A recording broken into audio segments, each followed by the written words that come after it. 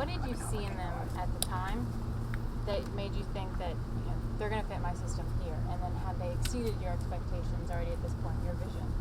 We don't recruit anybody that we don't think can play for us, and particularly early. And when we talk to guys about the recruiting stage, guys talk about am I going to redshirt? I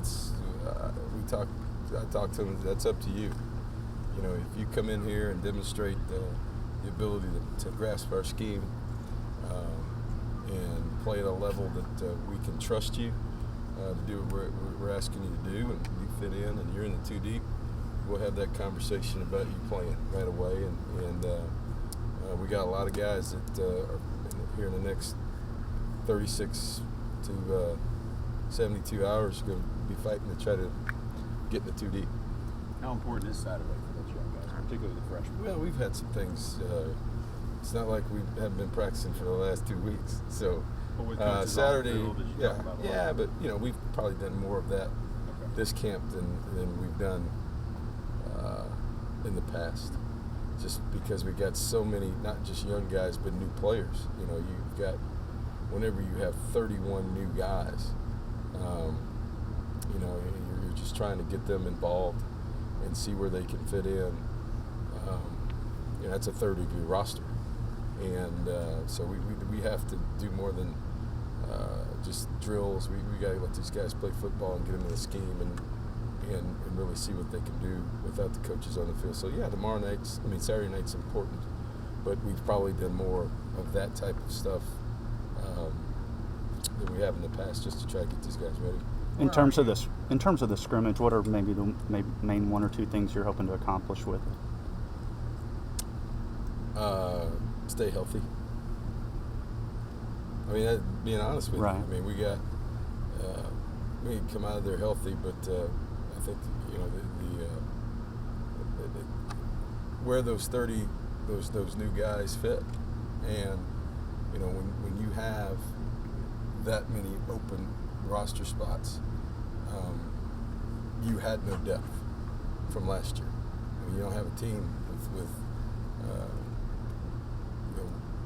54 guys basically, and so these 31 guys are going to have to play a significant role. Many of them, maybe the majority of them, on this team as backups, and that's why we recruited them and developed the starting lineup, and also developed these guys because they're one play away from playing, and they're going to be critical to our success on special teams. And it helps to get people in the stands too, doesn't it, in terms of seeing what you've got? Yeah, from your players? there's no doubt. That's why I tried to get it out early. That it was open. Try to get it out early in the week, and it's different in the stadium. We laugh every. Julian Obioha started every game last year in the regular season, and he practiced great all during the week. Every time we went to the stadium, it was like he forgot what he was doing. They turned the lights on, people cheering.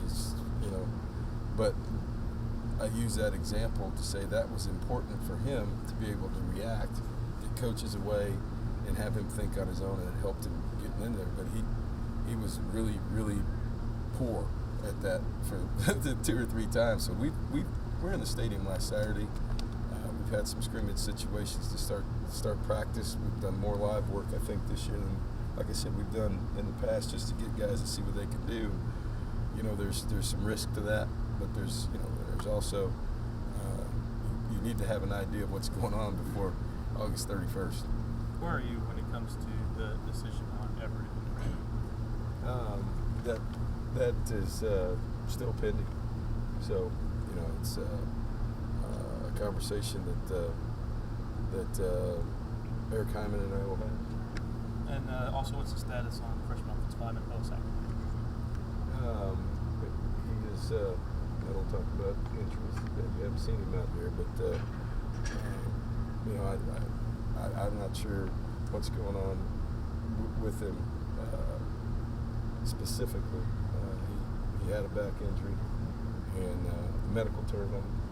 I'm not a doctor. I just know that we're trying to make sure that he's at 100% before we put him out there. But he's still on the team. Yes. Yeah. He's just been injured. and we're going through some just checking him out medically just to make sure he's going to be all right before we put him out there. You had a guy, Jake Matthews, had a chance to leave for the draft and chose to come back. How valuable is a guy like that? And also, when you look at him and Mike and the Matthews boys, kind of, what is it that makes them so productive and good? Well, according to a report I saw yesterday, he's pretty damn important since he's rated the number 1 guy in the country. So, he's a great leader for us. I mean, moving to left tackle has really, really helped us. I tell you what, what's underrated about him, and I think to an extent about Luke, was, they played great in games, but I think people underestimate what competition does in practice and how that helped Demontre. And how Julian Obioha, as a true freshman, anytime we went ones-on-ones, which is all year, had to play against Jake Matthews every snap. And getting to the game sometimes was easier than being in practice. And so our guys, as your team gets better and your talent level gets better, I think you develop, your team develops faster. And there's no doubt, he's a veteran guy. You see it in what he does, his pass sets, his moves, his run blocking. He's just steady and he's having fun playing football. You called Jokel last year a low maintenance guy. Is Jake that type? Yeah, too? he's the exception. He's the what I term the low maintenance great player, and we're running out of a bunch of those in the country right now. So that's part of recruiting. That's part of everything else. But he is,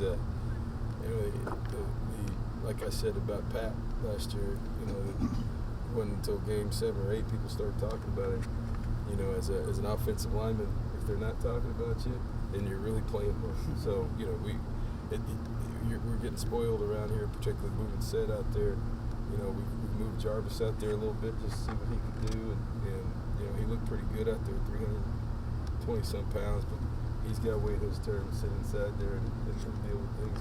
But we've got some guys that can move, and as I said, we're going to have to develop the guys behind them, and that's what these next couple of really this year is about. But making sure that we develop, the quality type of depth that we need, particularly for the SEC.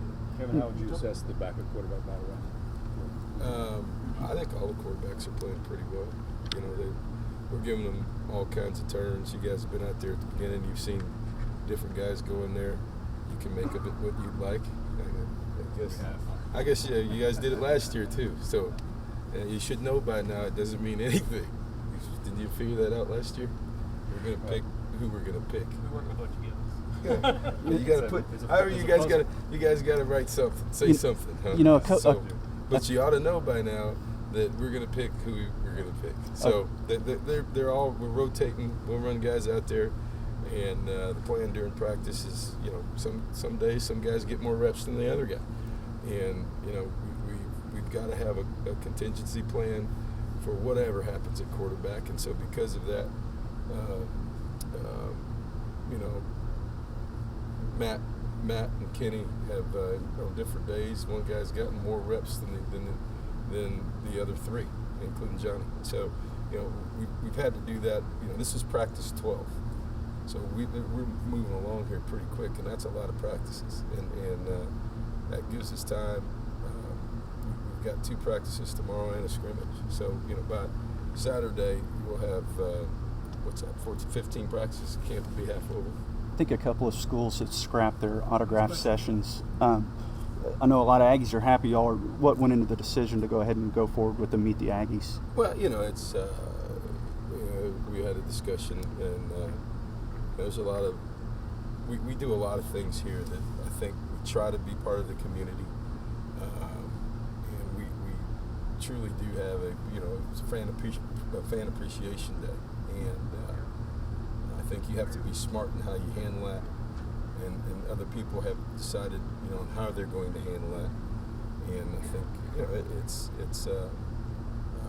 it's one of those deals that we do some things here in the spring with little kids and try to get them around the players, and I think it's good for our team to see the fans, and I know the fans are excited to be there. But it's also good for our guys to see how much people really care about the program and them, and what real impact they have on the community and former students and our fan base. And that's a good thing. So, you know, the way the climate is right now, you might have to tweak it a little bit, but I think it's good for our guys to be around. It's great for their community.